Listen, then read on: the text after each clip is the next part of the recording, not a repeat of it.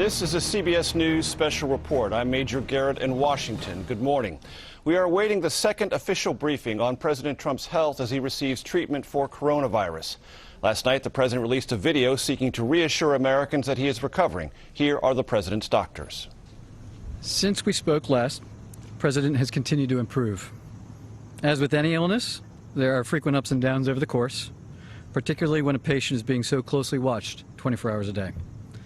We review and debate every finding, compare it to existing science and literature, weighing the risks and benefits of every intervention, its timing, as well as any potential impacts a delay may have. Over the course of his illness, the president has experienced 2 episodes of transient drops in his oxygen saturation.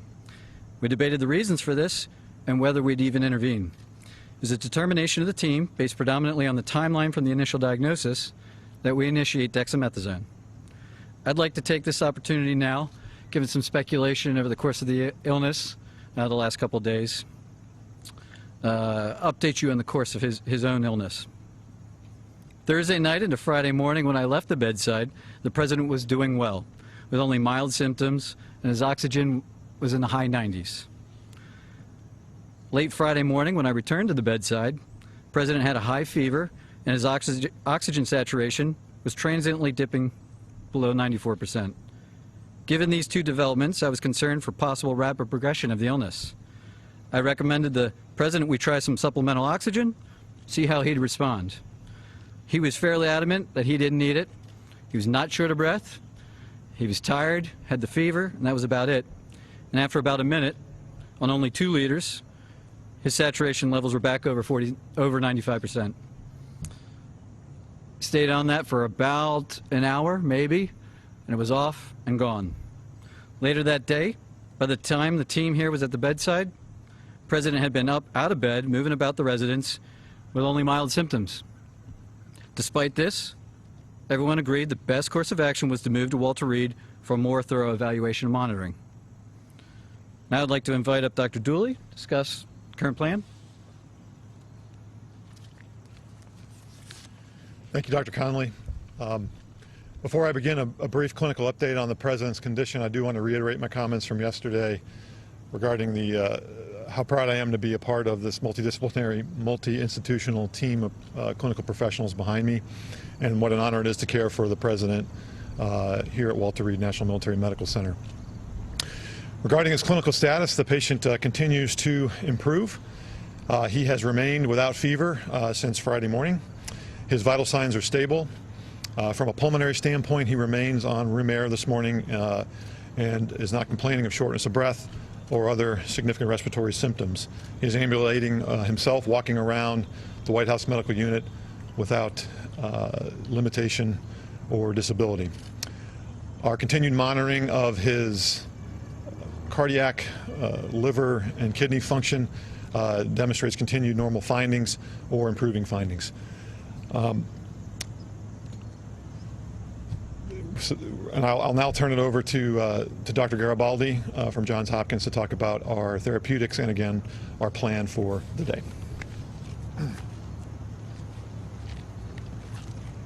Thank you, Dr. Dooley, and I just wanted to again reiterate what an honor and a privilege it is to take care of the president, but to be part of such a talented and multidisciplinary team here at Walter Reed. The president yesterday evening completed his 2nd dose of remdesivir. He's tolerated that infusion well. We've been monitoring for any potential side effects, and he has had none that we can tell. His liver and kidney function have remained normal, and we continue to plan to use a 5-day course of remdesivir.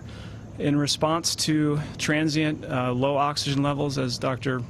Conley has discussed, we did initiate dexamethasone therapy, and he received his 1st dose of that yesterday, and our plan is to continue that for the time being. Today he feels well. He's been up and around. Our plan for today is to have him to eat and drink, be up out of bed as much as possible, to be mobile. And if he continues to look and feel as well as he does today, our hope is that we can plan for a discharge as early as tomorrow to the White House, where he can continue his treatment course. Thank you very much, and I'll turn it over to Dr. Connolly for any questions. Just a moment, please. The president wanted me to share how proud he is of the group, what an honor it is for him to be receiving his care here at Walter Reed, surrounded by such incredible talent, academic leaders, to department chairs, internationally renowned researchers and clinicians, including the support of Dr. Garibaldi from Johns Hopkins. I'd like to reiterate how pleased we all are with the President's recovery, and with that, I'll take your question. Thank you so much. Dr. Conley, you said that there were 2 instances where he had drops in oxygen. Can you walk us through the second one? And also, I've got a question for the lung specialist afterwards. Sure, yeah. Yesterday, there was another episode where he dropped down about 93%. He doesn't ever feel short of breath. We watched it, and it returned back up. As I said, we evaluate all of these, and given the timeline where he is in the course of illness, you know, we are trying to maximize everything that we could do for him, and we debated whether we'd even start it, the dexamethasone, and we decided that in this case, the potential benefits early on the course probably outweighed any risks at this time. Did you give him a second round of supplemental oxygen yesterday? I'd have to check with the nursing staff. I don't think that if he did, it was very, very limited.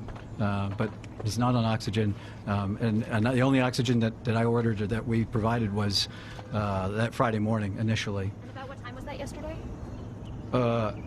Yesterday. What was yesterday? You said the second instance. Second incidence? Oh, it was over the course of the day. Yeah, yesterday morning. Dr. Conley, Dr. Conley. the President's current blood oxygen level? That's my first question to you, Dr. Conley. 98%. And what do the X-rays and CT scans show? Are there signs of pneumonia? Are there signs of lung involvement or any damage to the lungs? Yeah, so we're tracking all of that. There's some expected findings, but nothing of any major clinical concern. Sorry. I wanted to ask if his oxygen level ever dipped below 90. We don't have any recordings here of that. That's right. What about at the White House? Yeah, what about here? What about at the White House or here? Anything below 90, just to follow up on her question? No, it was below 94%. It wasn't down into the low 80s or anything. No. So, okay, so on the dexamethasone, the steroids, sir. Yesterday, you told us that the president was in great shape, had been in good shape and fever-free for the previous 24 hours. Minutes after your press conference, White House Chief of Staff Mark Meadows told reporters that the president's vitals were very concerning over the past 24 hours. Simple question for the American people. Whose statements about the president's health should we believe? So the chief and I work side by side, and I think his statement was misconstrued.